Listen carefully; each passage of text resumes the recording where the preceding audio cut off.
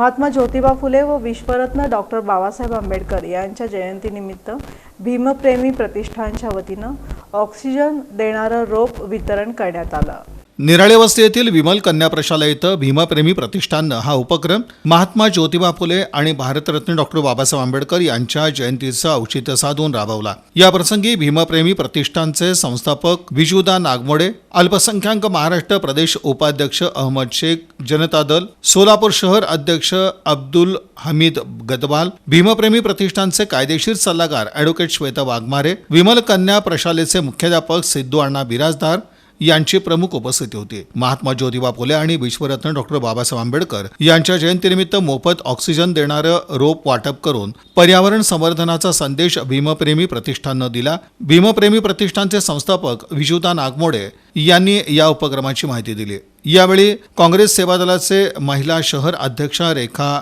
बिजेकर, मच्छिंद्र पाटील, इरण्णा गोपूर, सूर्यकांत दोडके, प्रकाश जाधव, जयश्री आयरे, दीपिका उपाध्ये, सूरजकुमार ढमाळ, श्रीमंत खांडेकर, नितीन येडवे, प्रभाकर कारंडे, ॲडव्होकेट श्वेता वाघमारे, श्रावणी वाघमारे, रोहन सीताफळे, वैभव शिंदे, बब्बर सोनकांबळे, आर्यन बागवान, इरफान भाई बागवान आदींसह विमल कन्या प्रशाला शिक्षक शिक्षकेतर कर्मचाऱ्यांची उपस्थिती होती।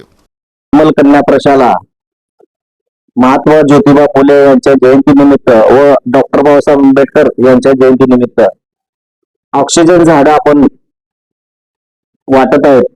कारण कोविड सारखी महामारी या देशात नाही तर प्रत्येक जगामध्ये प्रसिद्ध झाली आणि प्रत्येकाला ऑक्सिजनची गरज पडली।